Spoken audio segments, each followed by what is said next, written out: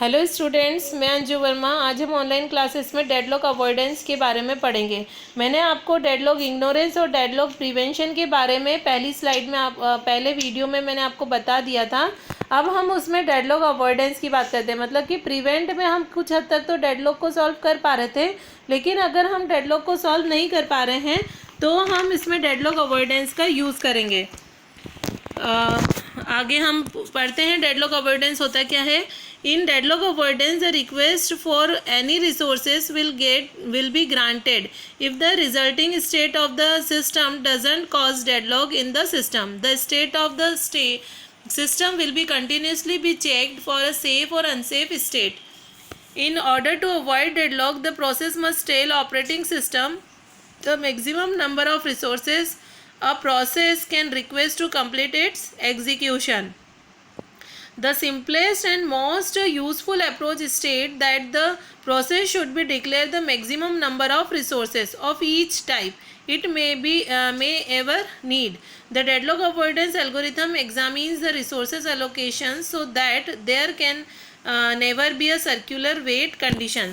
मतलब कि deadlock avoidance में हमने आपको बताया है कि डेडलॉक अवॉइडेंस में कुछ हम एल्गोरिथम्स के द्वारा डेडलॉक को हम अवॉइड कर सकते हैं।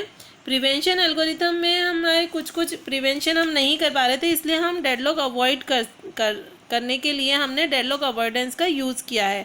डेडलॉक अवॉइडेंस एल्गोरिथम ये सुनिश्चित करता है कि प्रोसेस कभी भी अनसेफ स्टेट में ना जाए। मतलब कि यहाँ पर अगर प्रोसेस हमारी सेफ स्टेट में तो वो कंटिन्यूसली एग्जीक्यूट होती रहेगी और कभी भी डेडलॉक कंडीशन में नहीं जाएगी। जैसे सर्कुलर वेट में भी क्या हो रहा था कि उसमें पूरी डेडलॉक अकर हो रही थी, तो यहाँ पर हम सर्कुलर वेट कंडीशन को भी किसी हद तक हम रिसॉल्व कर सकते हैं।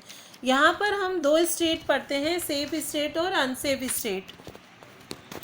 सेफ स्टेट मतलब कि the resources allocation state of system can be defined by instances of available and allocate resources and the maximum instances of resources demanded by the resources process.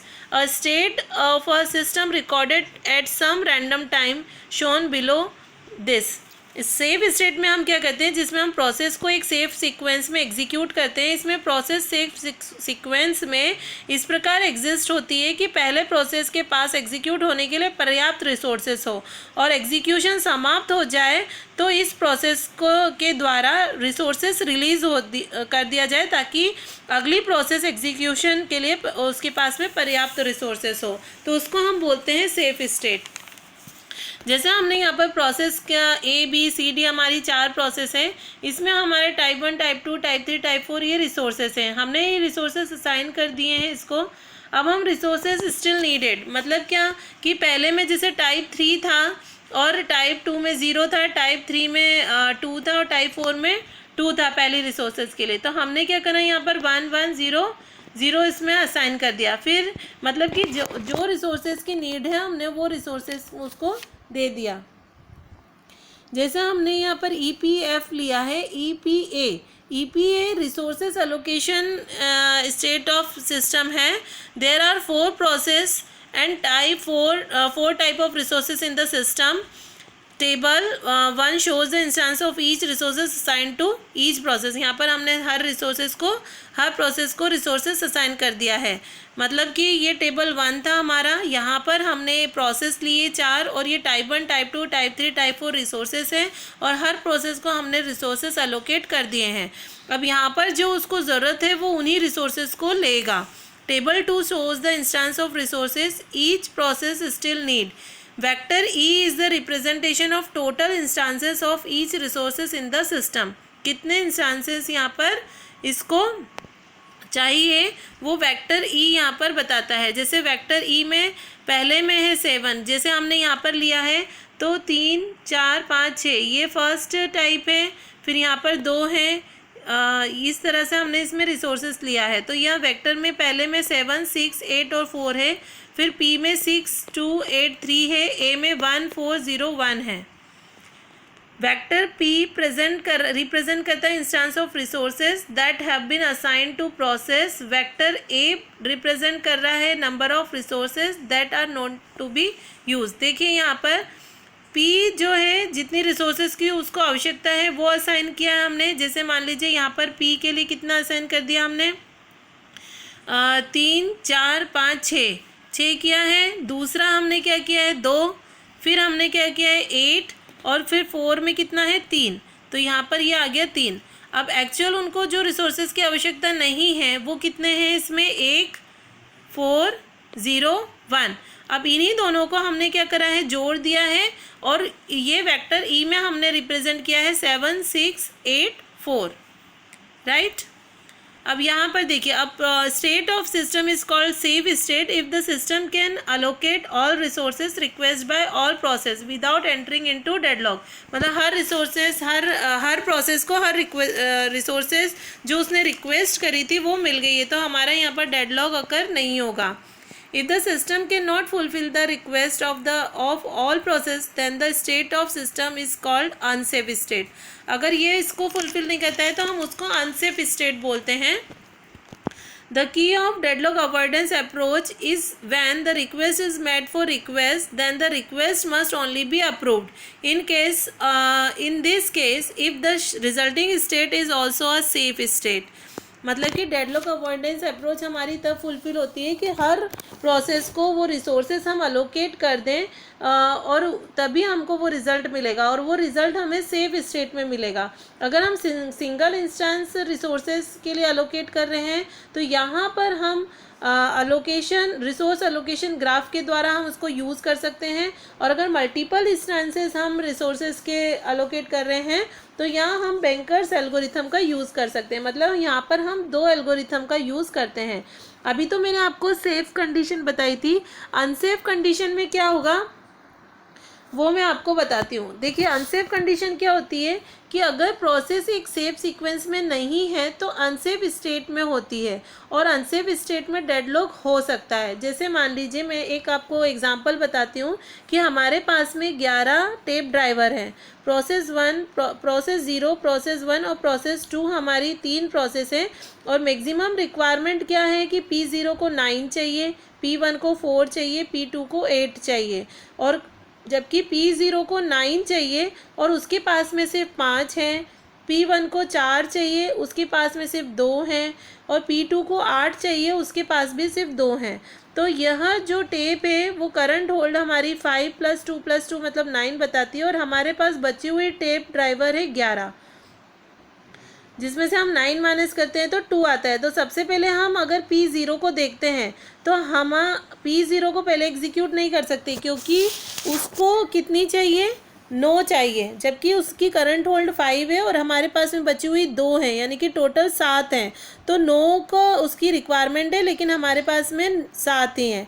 अब हम P1 की बात करते हैं। P1 में maximum requirement 4 है और उसके पास में 2 हैं, और हमारे पास में जो बची हुई 2 हैं, मतलब कि हम इसको अलोकेट कर सकते हैं, क्योंकि इसे 4 और टेप ड्राइवर की ज़रूरत है, और हमारे पास में जो 2 थी उसको मिलाकर इसमें 4 होती तो इसका एग्जीक्यूशन हो जाता है। तो 4 अगर टेप ड्राइवर उसको एग्जीक्यूट करता है तो जब एग्जीक्यूशन कंप्लीट हो जाता है तो वो 4 को ही रिलीज़ कर देगा।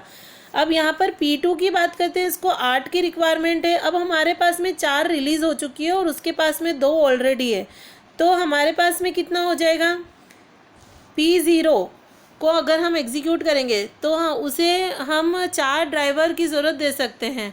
इसके बाद में वो 9 ड्राइवर को रिलीज़ करेगा। फिर हम P2 को एग्जीक्यूट करेंगे, P2 को 6 की ज़रूरत थी और हमारे पास में 9 टेप ड्राइवर है, तो P2 भी एग्जीक्यूट हो जाएगा। तो हमारी सेफ सीक्वेंस होगी P1, P0 and P2।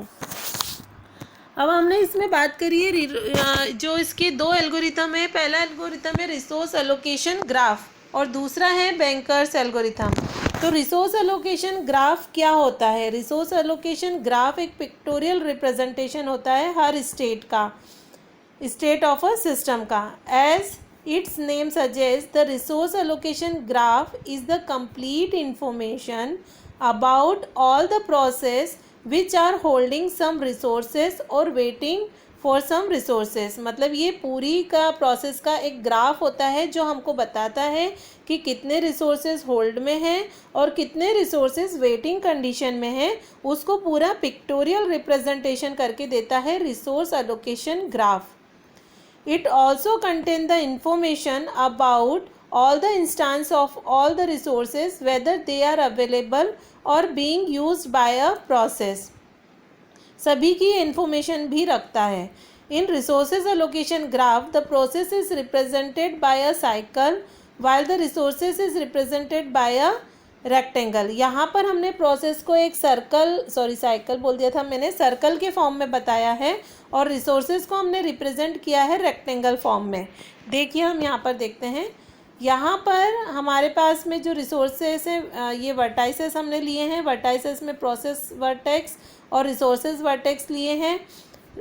Resources vertex में सिंगल इंस्टेंस और मल्टीपल इंस्टेंस. सिंगल इंस्टेंस के लिए हम रिसोर्स एलोकेशन ग्राफ का यूज़ करते हैं और मल्टीपल इंस्टेंस के लिए हम बैंकर्स एल्गोरिथम का यूज़ करते हैं. और जो सर्कल है PI मतलब P1 P2 P3, यहाँ पर ये प्रोसेस है. Vertices are mainly two type, resources and process. Each of them will be represented by a different shape. Circle represent process while rectangle represent resources. Resources can have more than one instance and each instance will be represented by a dot inside the circle. ये देखिए edges हैं, यहाँ पर 2 edges assign हुई है उसको. Assign as है और रिक्वेस्ट एज है. PI प्रोसेस है और RI इसमें रिसोर्सेस है. Edges in resource allocation graph are two types. One represent assignment and other represent wait for a process for a resources. The above image shown each of them. A resource is shown as assigned to process if the tail of arrow is attached to an instance to the resources and the head to attach to the process. Example हमने लिए हैं. Let's consider 3 process P1 P2 P3 and 2 types of resources R1 and R2. The resources are having 1 instance each. According to the graph R1 is being used by P1, P2 is holding R2 and waiting for R1, P3 is waiting for R1 as well as R2. Right यहाँ पर मैंने arrow से दिखाया है. P2 P3 दोनों R1 के लिए hold कर रहे हैं, वेट कर रहे हैं. और P1 को R1 मिला हुआ है, तो P1 जब तक एग्जीक्यूट नहीं होगा R1 को रिलीज़ नहीं करेगा. और R2 P2 को मिला हुआ है लेकिन उसने रिक्वेस्ट करी है R1 के लिए. The graph is deadlock free since no cycle is being performed in a graph. यहाँ पर कोई साइकिल नहीं है ग्राफ के अंदर. A process is shown as waiting for resources if tail of an arrow is attached to the process while the head is pointing towards the resources. यहाँ पर अगर resources requesting for a resources मतलब process ने अगर arrow दिया है resources की तरफ, इसका मतलब होता है कि process उस resources के लिए request कर रही है. और यहाँ पर हमने रिसोर्सेज की से एरो दिया है प्रोसेस की तरफ, इसका मतलब है कि resources is assign to a process. Process को रिसोर्सेज असाइन हो गया है. डेडलॉक डिटेक्शन में जब हम फर्स्ट एल्गोरिथम का यूज़ करते हैं तो यहाँ पर डेडलॉक डिटेक्शन कैसे हो सकता है, डेडलॉक अवॉइडेंस कैसे हो सकता है, डिटेक्शन हो सकता है. If a cycle is being performed a resource allocation graph where all the resources have the single instance, then the system is deadlocked. In case resources allocation graph with multiple instances resources, cycle is necessary condition of deadlock but not the sufficient condition. मतलब कि यहाँ पर necessary condition है लेकिन ये sufficient भी नहीं है. The following example contain process P1, P2, P3 and 3 resources R1, R2 and R3. All the resources are having single instance each. If we analyze the graph, then we can find out that there is a cycle form in the graph since the system is satisfied all the 4 condition of deadlock. Allocation matrix देखिए, इसमें P1 P2 P3 है, R1 को 1, R2 को फिर R3. Allocation matrix can be formed by using the resources allocation graph of a system. In allocation matrix, an entry will be made for each of the resources assigned. For example, if in the following matrix, an entry is being made in front of P1 and below R3 and R3 is assigned to P1. मतलब कि P1 के लिए R3 assign हो गया है, P2 के लिए R1 assign हो गया और P3 के लिए R2 असाइन हो गया। तो यहाँ पर डेडलॉक सिचुएशन अकर नहीं होती है। Request matrix, in the request matrix an entry will be made for each of the resources requested as in the following example P1 needs R1, therefore an entry is being made in front of P1 and below R1। इस तरह से अगर हम request कर रहे हैं, जैसे अगर P1 ने रिक्वेस्ट करी R1 के लिए, तो R1 अगर उसको अलोकेट कर देते हैं तो P1 उस कंडीशन को एग्जीक्यूट करेगा, P2 के लिए R2 हो जाएगा और P3 के लिए R3 हो जाएगा। तो हमारी अवेलेबल कंडीशन क्या आ जाएगी? 0 0 0। Neither we are having any resources available in the system or nor process going to release. Each of the process needs at least single resources to complete, therefore they will be continuously be holding each of them. We cannot fulfill the demand of at least one process using the available resources, therefore the system is deadlocked as determined earlier when we detected a cycle in the graph। मतलब कि अगर ये सारी situation नहीं होती है तो deadlock अकर होगा, लेकिन हर प्रोसेस को अगर उसका रिसोर्सेस मिल जाता है तो डेडलॉक अकर नहीं होगा। अब हम सेकंड की बात करते हैं कि इसमें मल्टीपल अगर इंस्टांस हैं, मल्टीपल इंस्टांसेस के लिए हम बैंकर्स एल्गोरिथम का यूज़ करते हैं। तो सबसे पहले हम समझते हैं कि बैंकर्स एल्गोरिथम होता क्या है। Bankers algorithm is used majorly in the banking system to avoid deadlock. It helps you to identify whether a loan will be given or not। मतलब यहाँ पर हम बैंकिंग सिस्टम के लिए ये बैंकर्स एल्गोरिथम का यूज़ करते हैं जो कि डेडलॉक को अवॉइड करता है। वहाँ पर यह हमारी हेल्प करता है कि जैसे हमको किसे लोन देना है और किसे नहीं, तो उस सिचुएशन में डेडलॉक अकर नहीं होगा। तो उसकी कुछ कंडीशंस रहती है जिसके बेसिस पे वो लोन को अप्रूव करता है। This algorithm is used to test for safely simulating the allocating for determining the maximum amount available for the resources. It also checks for all the possible activities before determining whether allocation should be continued or not. For an example, there X number of account holder of a specific bank and the total amount of money of their amount in G. When the bank processes a car loan, the software system subtract the amount of loan granted for purchasing a car from the total money that the bank has. It also checks that difference is more than or not G. It only processes the car loan when the bank has sufficient money, even if all account holders withdraw the money जी simultaneously. मतलब कि वो क्या करेगा कि उस सीधी सी बात है, बैंकर्स एल्गोरिथम बैंक में यूज़ करते हैं। और जैसे हमने अगर इसमें एक एग्जांपल लिया है लोन का, तो अगर बैंक लोन देना चाहती है तो वो सारी कंडीशन को अपनी सेटिस्फाई करेगी किस पर्सन को उसको लोन देना चाहिए, उसके पास में उस लोन को चुकाने के लिए सफिशिएंट सर्विस है या नहीं है, तो भी वो लोन को उसको परमिट करती है। तो यहाँ पर बैंकर्स एल्गोरिथम के नोटेशन है, जैसे एक्स और वाई लिए हैं। एक्स इंडिकेट करता है प्रोसेसेस को, टोटल नंबर ऑफ प्रोसेस को, और वाई इंडिकेट करता है टोटल नंबर ऑफ रिसोर्सेस को जो कि प्रेजेंट है। तो अवेलेबल है अगर आई वाई, तो इसका मतलब इंडिकेटर है कि रिसोर्सेस अवेलेबल है। आई एक्स और वाई आई वाई है तो expression of maximum number of resources of type J और प्रोसेस आई एलोकेशन। और फिर है I X Y indicate where process you have to received a resources of type J need express how many more resources can be allocated at in the future.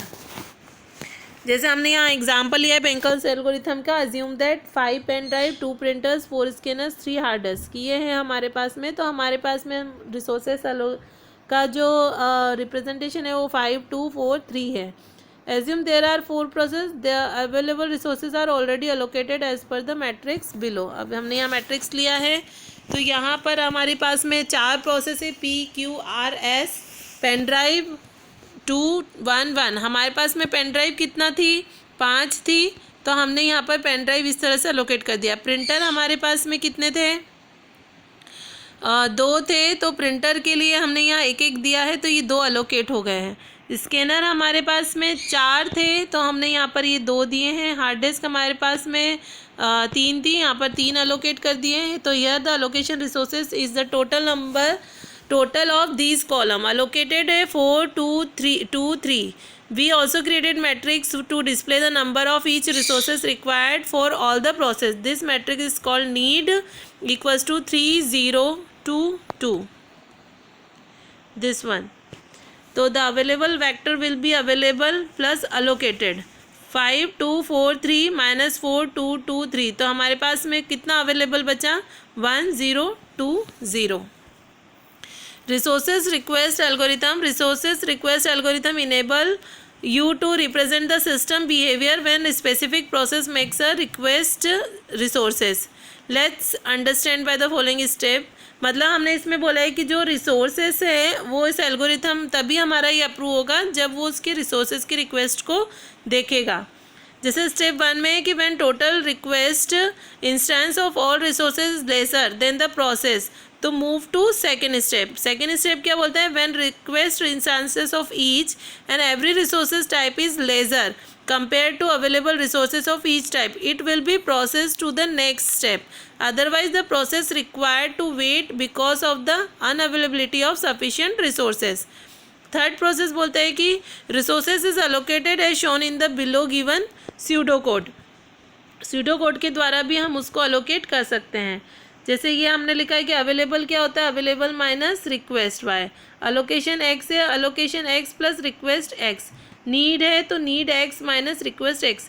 This is the final step to perform because the system needs to assume that resources have been allocated so that there should be less resources available after allocation. Bankers algorithm में हमने ये समझाया है कि उसकी availability, उसके allocation, उसकी request, उसकी नीड क्या है, उसी के हिसाब से हम उसको रिसोर्सेस एलोकेट करते हैं. तो अगर हमने अवेलेबल रिसोर्सेस हमारे पास में है और उसको रिक्वेस्ट कराया, अगर उसको ज़्यादा रिसोर्सेज की ज़रूरत है तो जितने अवेलेबल हैं उसमें से उस रिक्वेस्ट को हम माइनस कर देंगे. अगर हम माइनस करते हैं तो हमारे पास में जब आखिरी में रिसोर्सेज बचता है तो हम उसको अलोकेट कर देते हैं. इसकी कैरेक्टरिस्टिक्स है कि here are important characteristics of banker's algorithm. Keep many resources that satisfy the requirement of at least one client. Whenever a process gets all the resources, it needs to return them in the restricted period. When process requests the resources, it need to wait. The system has a limited number of resources. Advanced feature for max resource allocation. इसका disadvantage है कि यहाँ पर इसका disadvantage ये है कि does not allow the process to change it maximum need while processing. मतलब प्रोसेसिंग के दौरान वो अपने रिसोर्सेज को चेंज नहीं कर सकता है. It allows all request to be granted in restricted time but 1 year is a fixed period for that. मतलब इसमें रिक्वेस्टेड टाइम हम इसको ग्रांट कर देते हैं और उसी टाइम पीरियड में उसको वापस से रिसोर्सेज हमें वापस करना पड़ता है. तो यहाँ पर अगर हमने उसको टाइम अलोकेट कर दिया तो उतने ही समय के लिए वो प्रोसेस चलेगा और उसके बाद में उसको वो रिसोर्सेस रिलीज़ करना पड़ेगा. ये इसका ड्रॉबैक है.